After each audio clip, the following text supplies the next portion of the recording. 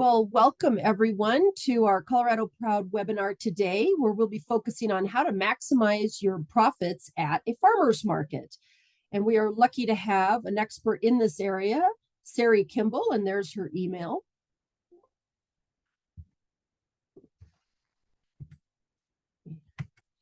So just a couple things, if we could mute our microphones while our speaker is presenting, it just helps reduce the background noise. We welcome questions, we encourage them. Feel free to raise your hand or put it into the chat and we'll be sure to get it addressed. And we'll ask for questions after each speaker. Sari's our only speaker today, but we'll ask for questions even throughout. So don't hesitate if you'd like to ask her a question. We want to hear from you. So, and if you think of anything at the end of the webinar or afterwards, feel free to reach out to me, barb.howe@state.co.us. And thank you all for joining. With that, I am very proud to introduce Sari Kimbell. She is a CEO, business coach, and course creator. And she's held just about every position in the CPG food industry, from grocery buyer to selling local produce wholesale into stores, running a commissary kitchen, to marketing director and a buyer for Whole Foods. I don't want to go into too much detail because Sari's got a lot of great stuff to share and she could tell us more about herself and her expertise. I turn it over to you. Thank you so much. Thanks for having me. It's so fun to have folks on here live. And of course, I know the recording will go out. So I'm sure I'll say hi to all my Colorado peeps. So I'm based in Denver as well. And really excited to speak with you guys today. So let me go ahead. I'll share my slides. All right. You guys can see that okay? Let me just make sure you're just seeing my presentation, right? Just your presentation. Yep, okay. It looks perfect. Yep. My nightmare is like you'll see my entire screen. I know. We've all done that. Yeah, so good. Okay. Amazing. All right. I got Zoom screens and all that. Let me get ready. Okay. So today, I really want you to come away with at least one, if not multiple ways that you can set yourself up to increase your sales at a farmer's market. I've presented this to various farmers markets around Colorado, outside of Colorado. I made some changes and made some updates just for you guys. So hopefully there'll be a couple new fresh things as well if you've seen those already. If you don't know me, my name is Sari Kimbell. I have over 15 years in the packaged food industry, as well as on farms. Actually, I actually started out on an organic farm in the food industry. Been doing farmers markets myself a long time. I also did, as Barb said, sales and purchasing for Whole Foods Market. I was also a marketing director for Whole Foods. I did actually start my own packaged food product. Did not last, but I tried, and now I help other people learning from all the mistakes I made. I managed a commissary kitchen. I actually own and operate a farmers market. So when I say that I know farmers markets, I really do. I've worked them and now I own one. I run the Winter Farmers Market in Fort Collins, Colorado, and we just wrapped up our season. We had over 150 vendors apply and be part of the market, and it was a really big success this year. I'm also a certified life coach and a business coach. I run Food Business Success as my program, and I'm also a best-selling author on Amazon. So that's kind of fun. Okay, enough about me. So you're here today, and this is my mission, is to really help local businesses, local makers thrive, because ultimately you keep money in our economy, and that's how we grow in Colorado. We're going to be keeping money in our economy. We know that local businesses return somewhere, the numbers vary, somewhere between 40 and 60% of their revenue goes back into the local economy. And the more that we can increase your profits, the more you're going to be putting money back into our economy, whether that's through nonprofits, through hiring, through buying local yourselves. So I really believe in investing in local businesses.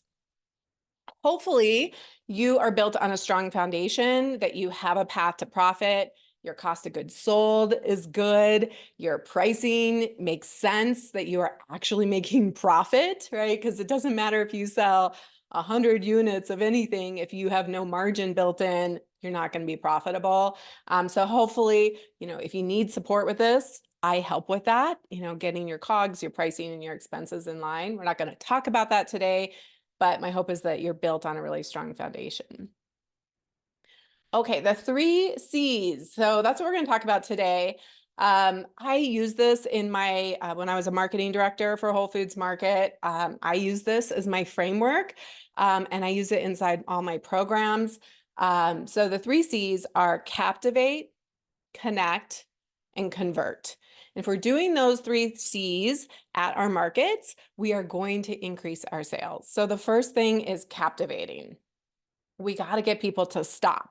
I don't know if you've ever actually, sometimes we're behind our booth and we forget what the viewpoint, what the perspective is from our customers, but it's busy. There's a lot going on and there's so many options. We can get a little overwhelmed, honestly. So your job is first to get people into your booth, right? To captivate them, to get them to come over, to create curiosity.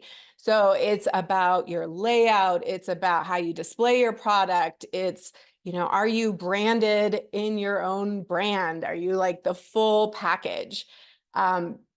People are making judgments. We're always making judgments all the time. And they're making unconscious, subconscious judgments about kind of the safety, quote unquote, of your booth from the second they look at you, right? They're kind of catch your booth in the corner of their eye, and there's a judgment there about, does this look professional? Does this look put together, right? We're making judgments about the quality and the safety of the product long before they ever start talking to you. This is really important because I think we try to get too clever. And I really believe that we need to tell people from a distance what the heck you are selling. Do not make people guess, right? I think a lot of times, we try to be too clever. We try to be too fanciful. We only focus on our brand name, which maybe doesn't tell people anything. So I like to zone in, when your banners should be like, what the heck do you sell? You sell pretzels, you sell hot sauce. Use visuals as well long before people ever get up to your booth, because as humans, think about like way back in the cave days, we were only writing in images, and our brain processes images 60,000 times faster than text. So we're cueing people very subtly all the time from a distance and as they approach our booth. So we really need to, I love this photo here with Stacy of cassava berry. Like, it shows me what the heck this is, right? From a distance. I'm like, cookies. Yes, I need cookies, right? So just remember, like, it starts from a distance. People actually remember 80% of what they see compared to 10% of what they read. So the more you can be using icons, visuals, and we'll get into some other ways that you can cue people in and help them really remember you and want to come and buy from you. So a couple do's and don'ts. Don't put your primary banner like in front of your table. I think it's important that we remember like what it looks like from a customer's vantage view, and people are standing in front of your table and all of that, right? It's busy, it's cluttered. So be careful with that banner because people probably are going to be blocking it a lot of the time.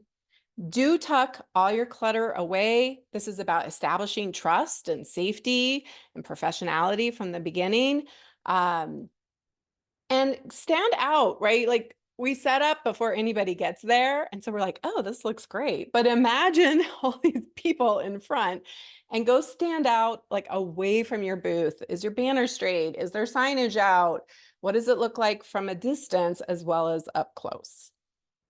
So just some things that we get into our little, our tunnel vision of right in front of us, and good reminders there. This is from a long time ago. This was one of my early clients. They're not in business anymore, but this just killed me. I was like, please don't advertise for anybody else's business, right? If you're going to wear a branded shirt, wear your own branded shirt, or don't wear anything, that's branded, and try to be in your identity, the brand identity. And then don't sit in camp chairs.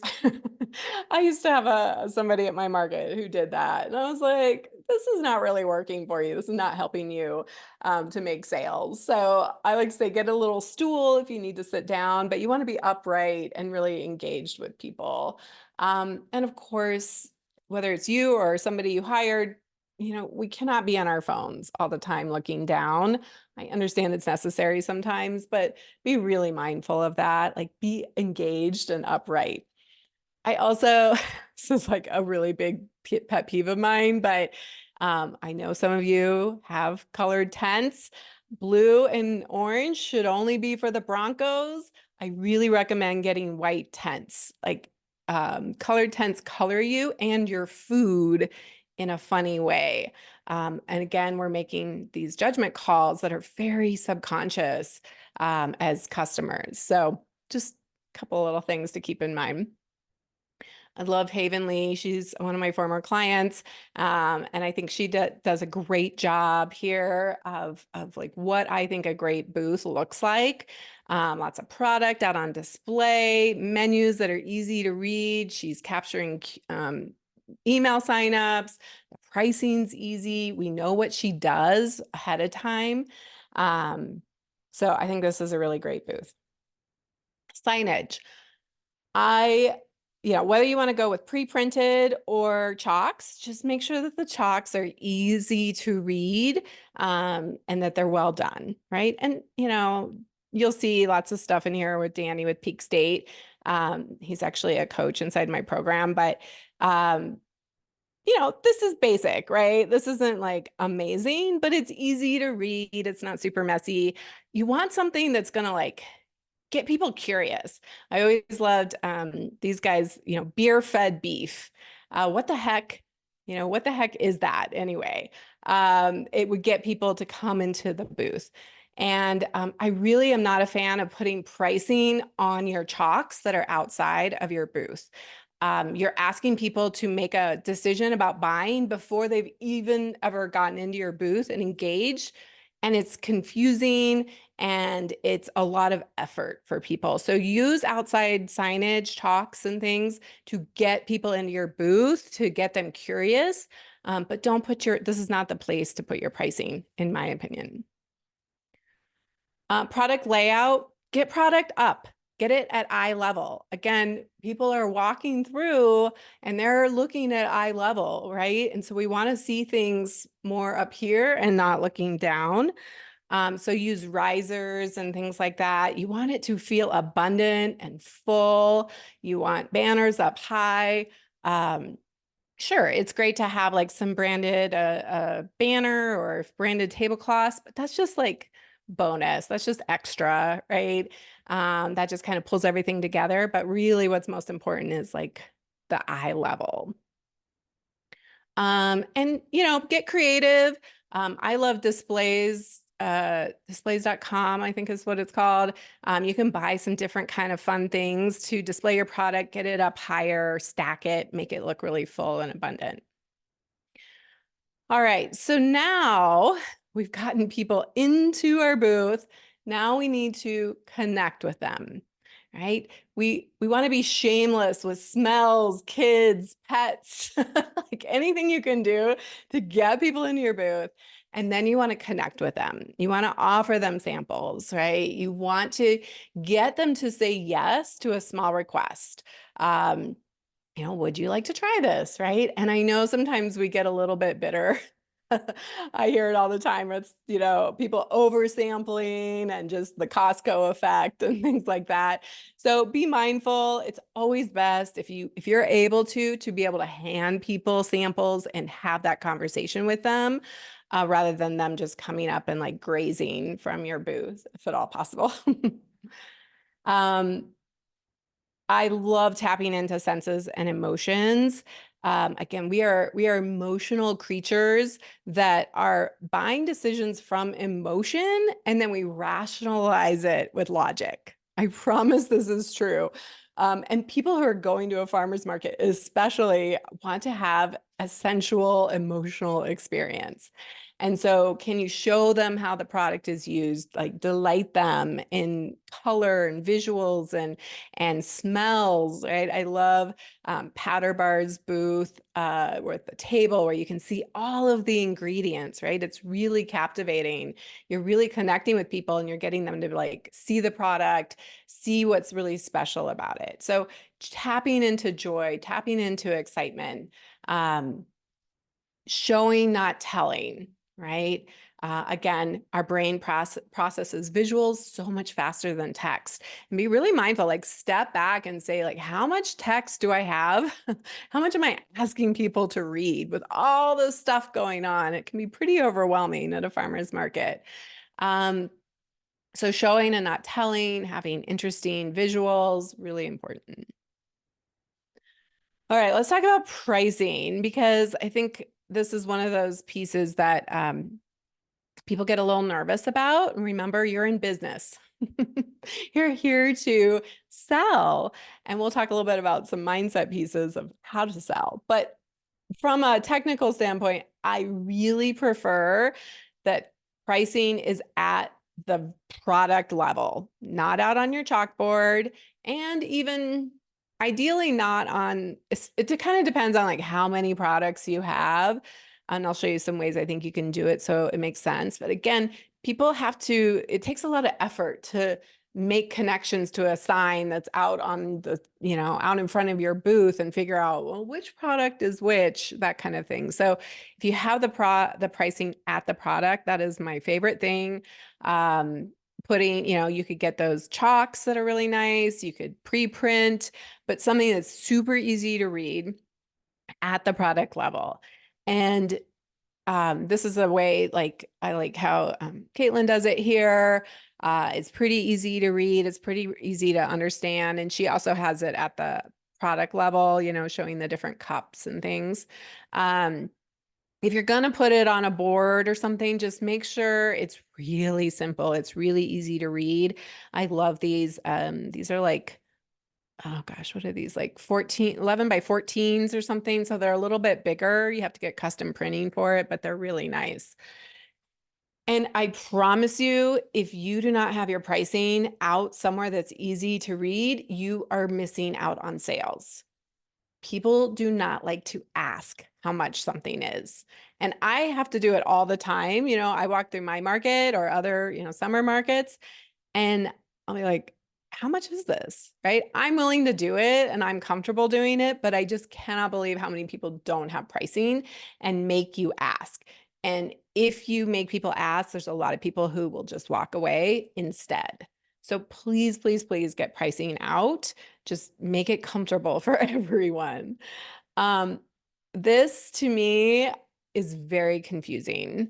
If you confuse, you will lose. So I have to like make connections of flavors and how, which container is this and how much is that, different sizes, things like that. So I am not a fan of this kind of a menu. So those are some pricing things. So now we've connected with them. We've got them into our booth. And now we're going to convert, right? This is where it hits the road, right? We're like, we've had the conversation. They're curious. They're talking. Now, how do we actually get those sales? So many of us feel kind of icky about sales, right? We have the like used car salesman thing going on in our brains. And when we get into business, we often don't deal with this part. We're just like, everybody's just going to love my product and everybody's just going to buy from me. But we got to clean up our inner stuff around sales. So I am also a life coach and a mindset coach. And what I have learned over the years, over 5 years of food business success, working with hundreds of people to start and grow their packaged food businesses, that sales is an inner job first. And what do I mean by this, right? Like, how comfortable are you taking, and I put taking purposely in quotes. I hear that all the time. I'm taking people's money. No, you are not. They are exchanging value for money. And we got to get out of our heads of like being the scarcity, like, well, I don't want to take people's money. No, show them how amazing your product is and get them excited. People want to give you money. And we got to get comfortable with that. But remember, you're not taking anybody's money. There's no gun to anybody's head. They are choosing to exchange value for your product. So this is a really important little mindset piece. I also really believe in gratitude ahead of time. Like the way that you show up at the farmer's market makes a huge difference. So, could you practice a little visualization ahead of time of feeling really grateful at the end for your sales, for the conversations, for the connection, right? And I I just can't emphasize this enough because I see a lot of bad attitudes. Maybe you're running late, the car is something's happening with your car. Like, there's just so many reasons why people show up with kind of a bad attitude, and it affects your sales. I promise. I see sales at the end of the market, and I know I can tell who did not come in with a attitude of gratitude. Decide ahead of time that the right people will show up at the right time. You get to decide that you're having fun, like no matter what, whether you're having sales or not, you're engaging with people, you're having great conversations, and you just never know where that's going to lead to, whether there's sales that day or not. And it is so interesting. Enthusiasm is the most contagious emotion. You guys, I'm enthusiastic right now, so I hope it's transferring over to you. It lights up our brain when people are enthusiastic. So if I was just like, I'm selling, I'm like, yeah, it's good. You'll probably like it, right? Like my mindset, my attitude, like if I can come in, I'm just like, this is the most amazing product ever. You're going to catch that and you're going to be excited. Enthusiasm is really the emotion you want to tap into. And I love you just sharing a couple mindset shifts around this as well. People are here to buy. This is just a belief. You can choose this. People are here to buy and want what I have to offer. Literally, people are going to farmers markets to spend money. That is the whole thing. Yes, they're having an experience and it's fun. I love to be sold to. I love it when people are getting me excited and I get to exchange money for value. So you just get to believe that people are here to buy and want what you have to offer. You get to believe that your product is the best. It is worth what you charge. I know you can't compete on price, compared to that discount grocery store. I get it. People know that, and it is worth what you charge. And we got to like get okay with that. I have a lot of people who like don't charge enough. And then you kind of start resenting the farmer's market. But what if you just believe that it is worth it? I like to think like I would be doing you a disservice by not telling you about my products and not making you an offer. How many of those can I wrap up for you? Right? Um, and not, shying away from that. And remember that your product isn't for everyone and you don't want to be for everyone, but it is right for the right people. So how can you tap into that with your messaging, your marketing, all of it? And we don't want to ever, I see people get kind of down when some people, not everybody comes to your booth. Your product isn't for everyone, but be right for the right people. And I said this earlier, but people really do love to be sold to. And I'd love for you to find in your evidence in your own life of where you have had fun being sold to, and how could you recreate that experience for others? And then why not just believe that you're improving people's lives and you're creating a great sales experience? These are just choices, thoughts that you get to choose. These feel a lot better to me than like, nobody wants what I have. Who would pay for that? I hear that all the time. Well, I would never buy my own product. That's a dangerous, a dangerous thought. So when it comes to selling, just a little tip here. There's this concept of the 3 yeses. So can you get people to say yes to you 3 times? Now, again, this is not out of manipulation. This is out of belief that your product is the most amazing thing, and their life will be better because of it, right? It's coming from a place of generosity and value and belief. So can you get people to say yes to you is going to convert to sales. So things like, would you like a sample? Yeah. Yes. Do you like something?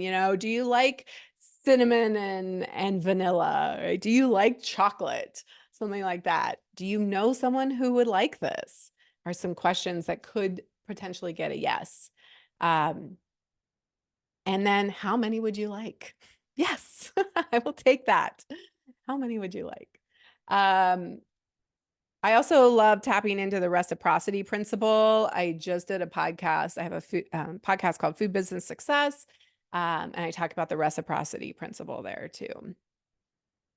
Okay, let's talk about a couple ways to increase sales as well. So I'm a big fan of bundles, right? And I'm going to tell you about what I think is the most effective bundle, but you definitely want to be encouraging people to, get more than one. And depending on your product, this may or may not make the most sense, but how can you get that average order up, because that is going to increase your sales. If I only sell one seasoning blend or one bar, whatever, to one person every market, versus if I sell 2 or 3, right? Those are going to greatly increase my sales. This is one, so I'm going to share with you at the end a new workshop that Danny Walsh of Peak State and I did called Up Level Your Farmers Market. And we talk about some new strategies, but in addition to all the ones I'm giving you here. And this was a testimonial from Yvonne. She's actually based in Texas, but that's okay. So she took one of our ideas, and this bundle is what Danny uses, and he loves it. So I'm going to share it with you guys. But buy 3, get 1 free. And she said she almost tripled her sales at the farmers market when she implemented that. So that is definitely my favorite bundle right now, is buy 3, get 1 free. So give that a try. People love to get free stuff, right? Don't make it, 3 for 20, or 4 for 20 or whatever. Say buy 3, get 1 free and put the price. Just think about your own self when you go and buy, right? We love that kind of stuff. I also love thinking ahead about like the holidays. During the summer, you might have like Father's Day or Independence Day, back to school. Like, how can you put together bundles and kind of themed things that help people get more value? And it's fun, right? We all love boxes and small things and sample packs and things that have a little extra, maybe things that are really giftable. This is a way that you can really drive sales up as well, which I love this. I am a huge fan of punch cards. People don't believe me, but every time I convince one of my members to try out a punch card, they are always like, they're blown away. Like, really? I had no idea. And because maybe you're like, I don't really like punch cards, but there is something about getting this card in people's hands, even if they lose it every time, that creates such loyalty. It's incredible. So I highly recommend that you figure out what makes sense for you, but I love punch cards. It gets something physical in people's hand. There's now this like emotional connection, and they're like, oh, there's 2 other kombucha companies here, but I have a punch card to this one. So this is mine, right? It's not just a kombucha company, but like my kombucha. So highly recommend punch cards. They work really, really well. And I was just talking with one of my members the other day on a call, and I suggested, put a business card on the front and then put the punch card on the back. That could be a great way to use space. And then if it makes sense for you, you could also look at like refill program, something that's going to like really attach people to you and seek you out and, go the extra mile. And this is how you create those raving fans that are really loyal for you. And then I love if you could partner with people. Now, you got to be mindful of market rules and things like that. But this was a bagel company and a jam company that I used to work with, and we would do partnerships, right? Like they would both be at the farmer's market and they'd be sampling their bagels, and you could add the jam and then be like, oh, you can go get that jam over here, right? Or the same with these seasonings and the beef. I see this stuff work really well all the time. Danny does it a lot with his coffee and with, I think it's Otis, right? The oat milk. How can you be, collaborating so that people are seeing your products more than just once? At Whole Foods, we would talk about, you need to see the same message about 10 times before you're like, oh, yeah, now I see that everywhere. But we need to see it over and over again. So I love product collaborations. You're not necessarily selling the product for each other, but you're, sampling if it makes sense with somebody else. And then you guys are sending people, cross promoting. It's really great strategy. So to wrap up here, and then I'm happy to take questions and we can talk about other strategies, but some do's and don'ts, like do show up excited, ready to sell. That's that mindset. Like if you're gonna be there and be excited. Make the most out of it. Don't sit for too long, look bored, or be on your phone looking down. People are looking for eye contact. They're looking for smiles, for enthusiasm, something fun, right? They want to be entertained. Create an experience. Remember that emotions are selling. We often think about the features of our product and we just list those out. We're like, oh, it's gluten-free and it's vegan and it's this and it's this. People don't care about any of that until they understand the benefit to them. And most of the time, what you're doing here is selling a feeling. You're selling, oh, you can have this delicious treat that you've never been able to have. You can feel included. You can feel excited, you can feel welcome, whatever, like sell the feeling. Imagine being selling a bar or something, and you're like, imagine that you're up on a mountain and you have that snack and it just, it's clean and it has like simple ingredients. And so you're selling the feeling beforehand before you ever get into the benefits and listing that out. People only care about that once they know how it's going to benefit them.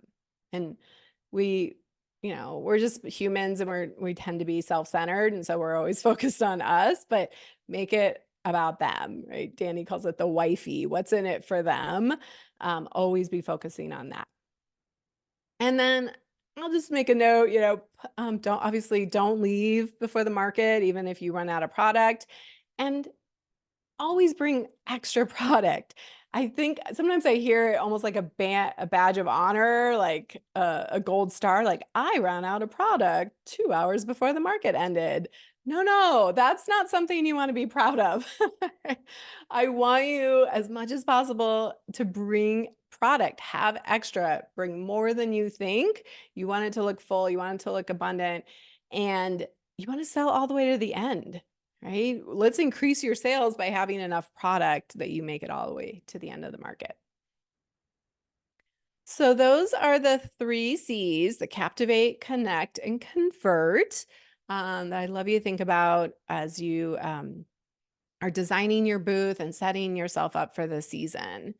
So who is ready, excited to get out there and increase your sales? I hope you are ready. I'd love to, I'm going to just share with you a couple of things that might be really useful for you. But if you have any questions, you can, excuse me, put those into the chat or just put a yes that you're excited about the farmers markets and excited about selling. So I mentioned that Danny and I did a brand new course, and it's called Up Level Your Farmers Market. We did a 90-minute workshop that was more of his strategies for sales.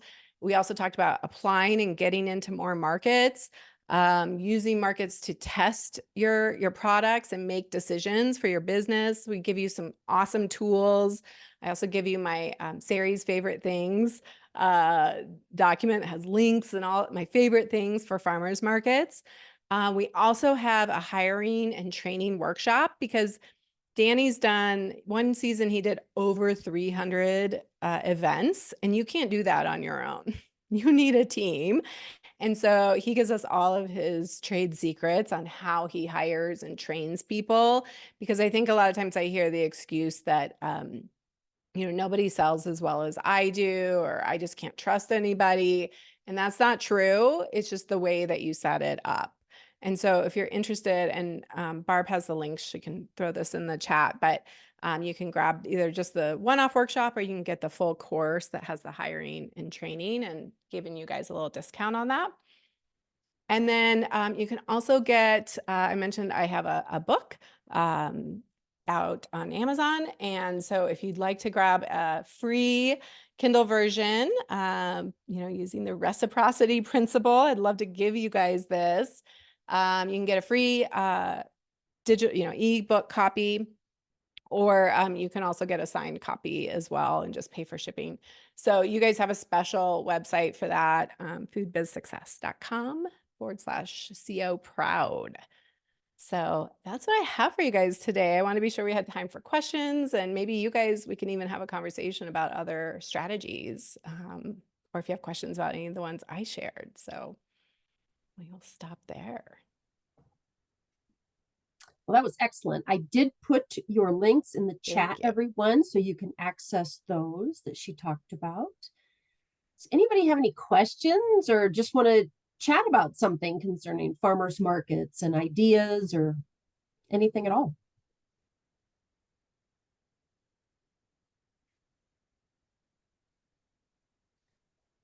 I thought what you said was very interesting about selling. I did sales for a long time, and it's not a skill that everybody comes into easily, is it? I mean, and it's hard to, you have this wonderful product and it's hard to sell sometimes. What more advice would you have to folks that aren't really comfortable with it but want to learn? Yeah. Well, I do think it is, it is that belief first and that mindset stuff first. And yeah, you're right. Like, I work with so many people that are like, they're just so passionate about their product, but they forget that they do need to sell it. And selling doesn't have to be sleazy. It's just about, how do you engage people in a conversation? How do you get them bought into, everything that the product's going to do for them? Because you clearly believe in it. I like to say it's like, I go in and I sell my products this way. Is like, I believe I have the cure for cancer. Like, that's the mindset that I take. And imagine if you had the cure for cancer, you would tell everybody about it, whether you were going to get rejected, whether people are going to laugh at you. Like, it's that kind of like belief and solid ground that you're just like people are like, no, it's not for me. And you're like, what are you talking about? And so I think it is just working on your belief. I talked about gratitude, and just, practicing being, going after no. And I didn't have that slide in here for this one, but imagine, I think a lot of us are very achievement based, right? And we're just like gold stars and achieve, achieve. But we actually sell ourselves short because we're only going after yeses. And so what if you reframed it and said, I'm going for no? I've even said to some of my clients, like, your goal is 100 no's. And they're like, what? Like, yeah, what if you went for 100 no's? You're going to get yeses along the way, but it like reframes the goal to make what you want. The gold star is to get the no. And so that can be a really useful strategy, is like, I'm going for no. I'm making some wild offers here. I'm gonna play with it. I'm gonna test it. Like, this is all for fun, right? Yeah. No, that's good advice. Patrick has a question. Where is the best place to find a brand ambassador to work your booth? Would it be colleges, websites, or hiring platforms? Good question, All Patrick. of those. Yeah, in the workshop, Danny goes into all of that, how he recruits and get, his strategies for that. But I would say all of those are definitely places you want to go to. I like to think about inside your inner circle first. And we forget about like telling people we know and saying, hey, here's what I'm looking for. I think it's important first to define what it is you're even looking for, right? And be very clear on what success looks like, what the job description looks like, what's in it for them, how you're making this a really like a win-win setup when you're hiring. And then tell people about it. Tell your neighbors, tell people on Facebook, go into Facebook groups. Like, who are people who maybe know people who know people, right? And we like to just because it feels a little uncomfortable again, like we're kind of putting ourselves out to be rejected. So sometimes we're just like, let me go post on LinkedIn instead, or let me put on Indeed. But actually staying in your smaller circle is actually way more effective. And so being willing to do that. Yeah, you're That's a good welcome. point. I mean, you want somebody, if they're representing your brand, you want them to be hopefully as enthusiastic about it as you are. You don't Yeah. want somebody just on their phone, Yeah. to your point, you want them to engage. So that's a good Yeah. point. I also like, once the markets start, putting out a sign that says we're hiring or love our product, come work with us, Yeah. right? Sometimes the people who are at the markets might actually want to be a brand ambassador for you. Michael has a good question. That's a great What are question. some strategies on leveraging your market or booth experience to grow your wholesale business? Very good. Yeah. Um, remember that you never know who's coming up to your booth, right? And that that person that, even myself, right? Like I know a lot of wholesale buyers. I used to be a wholesale buyer. You just even if somebody doesn't buy, like remembering that they might be who knows? Like I've had people meet, Whole Foods buyers and natural grocer buyers and all these things. Um, and so I think that's, going back to that, like go for no, like, even if they may not be like your ideal customer, that you're still engaging with them, you're enthusiastic. And yeah, so I think just representing your product, your brand, being all the things, looking really professional is going to be really helpful. Um, I don't necessarily, I think it's always good maybe to have some sell sheets on hand. Again, you never know who's going to stop by your booth. Um, if it's, if people offer like, oh, I work for natural grocers or I work, here or there, that could be a great strategy just to start opening up a conversation. You also can list, I do find it's helpful to list maybe where else people can find you. That's a good idea. On a little sign somewhere, that could open up a conversation. Sometimes your customers are the biggest, advocates for you getting into a store. I've definitely had customers. I had a client who got into natural grocers because people were submitting to them saying, we'd really like this product on your shelf. So, you can potentially engage you even just raving fans who are like, oh, I love this. But, are you in such and such store? And you're like, no, but, reach out to them, let them know you'd love to see our products on their shelves. So that could be another way too. That's a good idea. Hadn't thought about that. It's a good one. Well, excellent. Yeah. And, I left the slide out here, but I'll, cause I wasn't sure how much time this would take, but, um, the other piece that Danny and I talk a lot about in the workshop is he uses farmers markets both as a cash flow, a huge cash flow during the season, but also to turn those customers into buyers through the website and get them on subscriptions, get them purchasing the product on season and off season. Right. And so making sure that you have a strategy beyond, it's great to have the cash flow of the season, but also be thinking long term of like, how do I turn these people into long-term customers? That makes a lot of sense because you want them, the farmers market season will be over and you'd like to carry them through the rest of the year Yeah. and have them contact and bind. So that's Yeah, great. absolutely. Depending on your product, obviously some products are going to be more perishable. People are going to want them every day, every week. Some are going to be, Right. less so. But yeah, having, Mhm. you're in business, and let's not just think about like the initial thing, but also like how do we create long-term customers and potentially grow wholesale and like have a multi-pronged Mhm. business strategy. And, farmers markets are just such a beautiful way to capture that weekend shopper who's excited and fun, but like let's also turn them into long-term customers.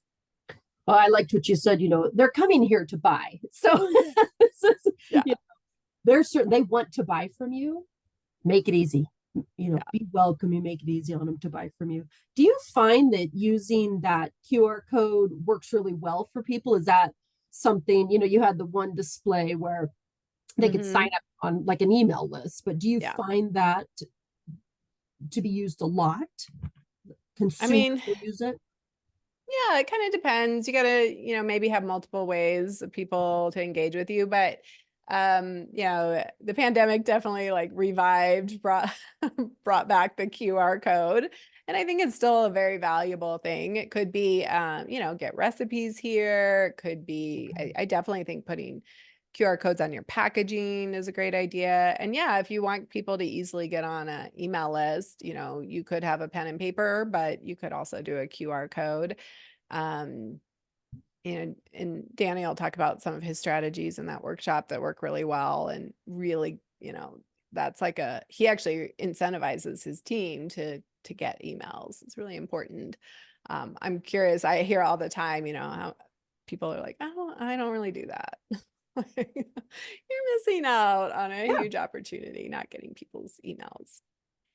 Michael, that's a great question. How do you get your product featured on Colorado Proud social media? And I can reach out to you after this because we would love to feature every Colorado Proud member. That's not always possible, but yeah, let me reach out to you after this and we'll figure out a way to do that. I would imagine that you guys retag, right? Like if people post stories Yep. and they post you, that you're going to Mhm. reshare on your social media as well. Yep, we do that. And certainly, there's if your product, like National Ice Cream Day and things like that, our social media that goes out to consumers we love to do that. We love to put Colorado Proud members on there. That's awesome. Anybody have any questions or I love the questions so far have been great. Any comments, maybe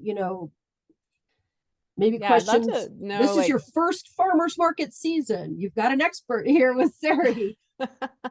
Maybe yeah, you any can ask advice? me other Yeah. things too outside of sales. I mean, this is what I do, right? From Yeah. licensing to pricing to wholesale, online, farmers markets. I love a good farmers market. It's always my Well, and first. really good advice about make your pricing clear and where people can see it. I don't have a problem asking either. I was in sales for a long, long time, but I understand. I don't always necessarily want to have to ask. Yeah. Like, just tell me how much is a jar. But what advice for anyone? Maybe this is their first farmers market season. What would you say? Um, you know, this is something you really need to make sure you Yeah. do or consider. That's a great question. So, one thing is maybe not overinvest in a ton of marketing. Some of the things I showed you might be more like season 2 or 3, where especially when you're just starting out, and that's really, what my specialty is. It's like, let's just get it into a package and get it going. Mhm. Have the minimum requirements, whether it's cottage food or, needs to be FDA compliant, but use markets as a testing ground to try out flavors, try out sizes, try out prices, try out phrases and things like that get people into the booth. So, Danny talks about he used that chalkboard that you guys saw, and he tried so many different phrases, and every week, like, finally landed on coffee with benefits. And that's drove enough curiosity that people were like, what? I want to come into the booth. But, if he had just like gotten a beautiful chalk done by, some artist that maybe was the very first thing he tried, it might not have been as impactful, but then we're like, oh, I paid money to get this chalk done. I don't want to ruin it, whatever. Right. So like be willing to have it be like B- work. And I like investing in a banner, like a over the table banner, because that's something that's relatively inexpensive. But know that your branding, your look, it's going to change. It's going to evolve. I promise that what you start out with at the beginning is going to change, whether it's your product, flavors, packaging, logo, messaging, like it's going to change. So don't over invest Mhm. for that first year. So don't get fancy branded tents, right? Don't get the fitted Oh, expensive tablecloths, things like that. But there's definitely inexpensive ways. And yeah, my favorite things list has like links for all my favorite, good. the banner companies and the printing companies, all of that good stuff. And I can't think of the company off the top of my head, but my favorite for like the back banners and labels, I always recommend Leap and Lizard labels. They're, you know, I talked about the very beginning, and you gotta be mindful of your dollars. I get Mhm. it, but remember that we're asking people to buy local and pay more for our products, generally speaking. And as much as possible, I really believe in like, how can we support other Colorado businesses and Yes. keep the whole thing local, Mhm. right? Keeping that money in our economy is what's going to help us be really thrive and be resilient. Um, and somebody asked Yeah. about Yeah. sustainable like packaging. No. Now, remember you gotta like I know certain markets like Boulder County Farmers Markets has requirements about sustainable packaging and things that you can and can't do. So of course, they know that their customers and it's part Sure. of their mission and their values to have certain kinds of packaging. So that's just going to be a given, and they know that their customer base values that. I don't think that people will, so if there's not a requirement there, then I don't think that people are necessarily going to, shy away because your packaging isn't compostable or recyclable. I think, most of us get into our businesses because we're trying to do good in the world. And a big part of that is being more sustainable. We also have to balance that with the costs and Mhm. like, it's going to be really hard to sell a $30 bag of granola that's in, has all the Yeah. things. And so it's finding that balance. And I Mhm. always like to say, like, do the best you can with the money you have. Try to make the decisions that are the most Yeah. important to your own company values. And then know that if you can create a business that's thriving, and as you scale and grow, then you can make bigger investments into the sustainable packaging. Um, Interestingly, I've kind of a case study is, Danny used to have compostable packaging. Uh, and it actually, even though it was more expensive, it didn't look as nice as Hmm. the non-compostable. And he found that most people didn't really care. In Yeah. fact, and so they actually preferred the, non-compostable. And because, a lot of those things you can only compost in like, Yeah. you can't just like throw it in your own home compost. It has to be industrial composted. So, I think you got to balance those things, and people are looking for premium packaging, and sometimes the more sustainable options, unfortunately, don't actually look as premium.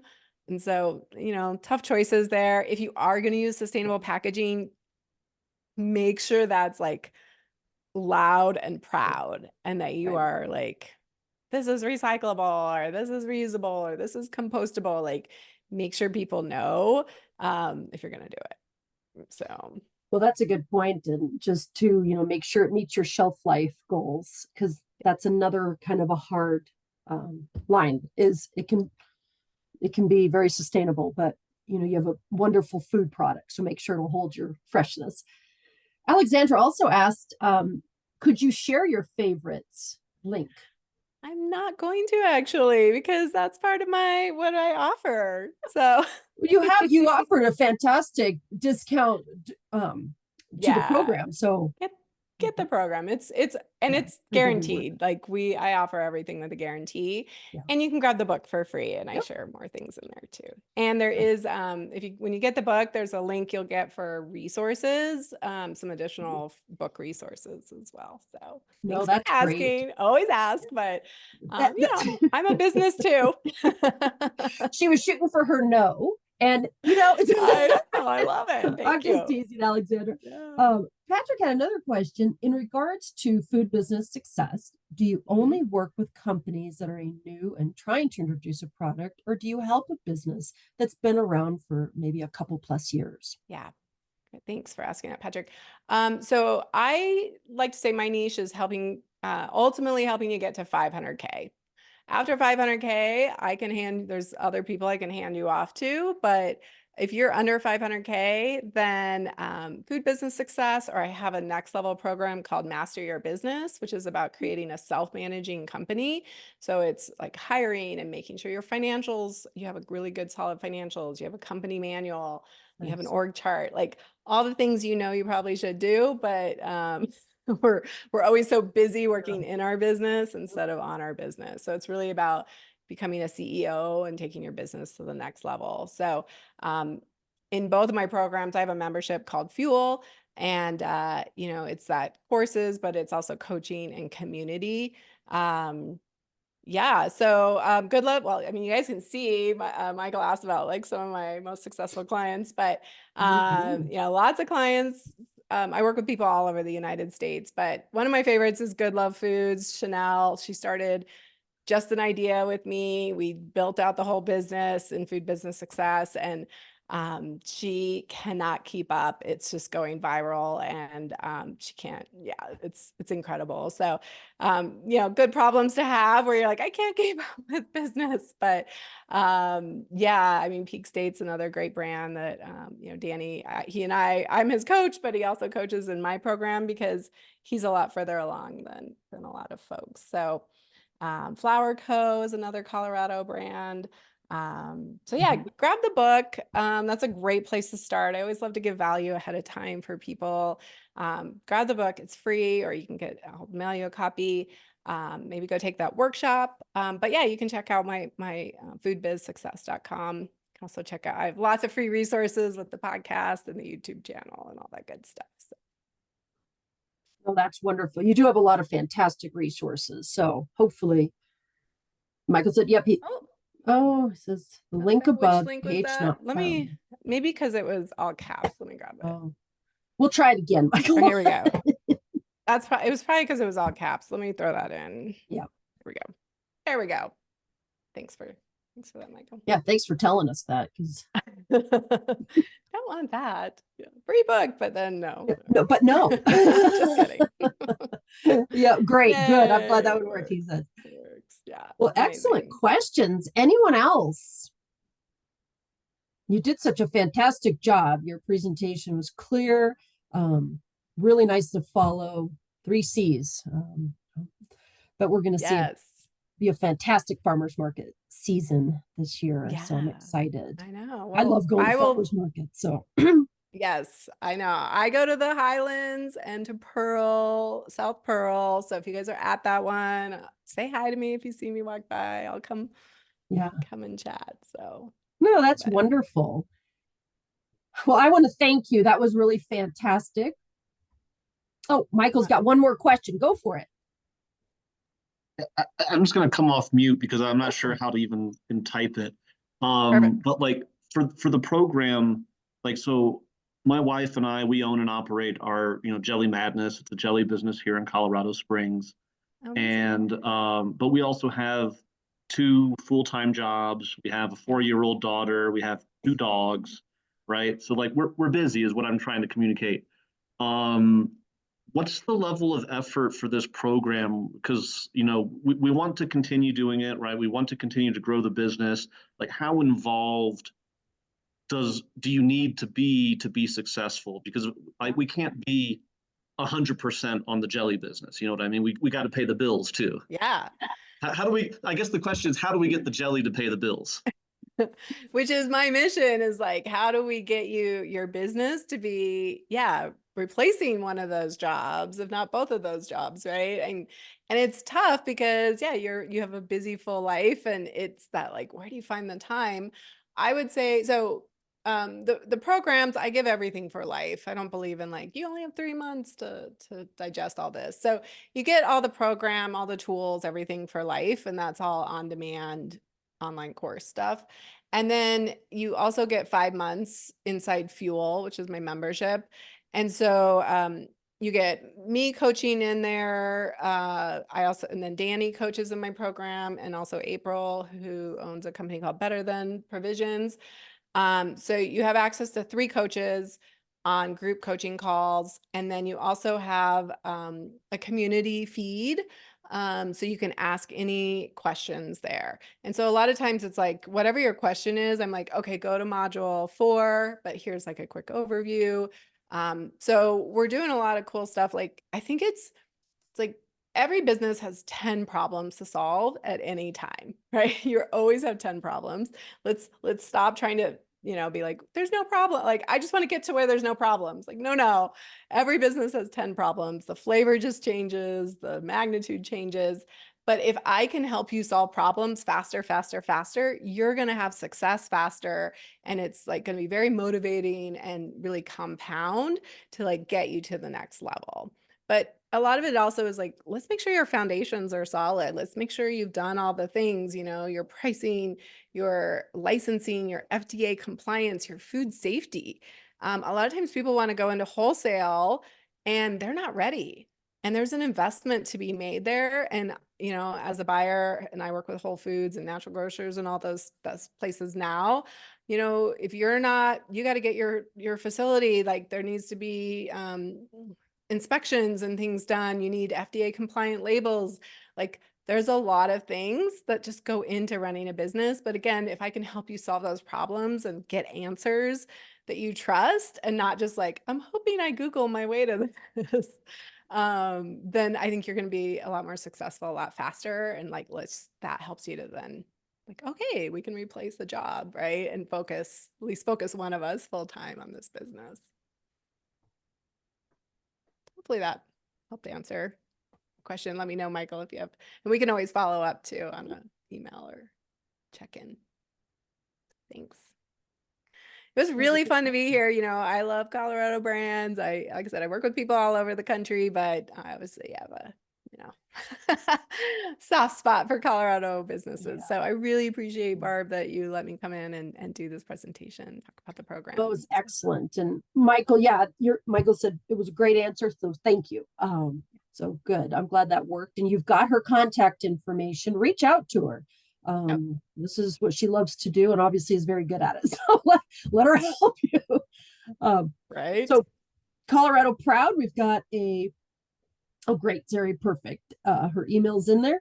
So our next podcast will be the part 4, our final part of marketing on a budget, and we'll be focused on digital media and how to use that to round out your marketing plan. So look for that on Cultivation Station later this month. In our next webinar in May, we'll be focused on emails and blogs and working with consumers. This is another area that can be very important for business owners. And we're going to have some experts talk about the best ways to handle that. So thank you again, Sari. Fantastic. Thank you, Colorado Proud members. And I hope everybody has a wonderful day.